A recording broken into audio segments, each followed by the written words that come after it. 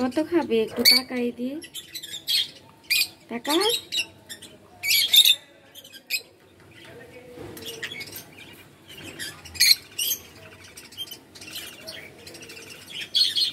এটা হচ্ছে ওদের প্রথম বাচ্চা, একটাই হয়েছে, 3টা ডিম দিছিল, 2টা ডিম ফার্টাইল হয় নাই, আর এই একটা বাচ্চা হয়েছে।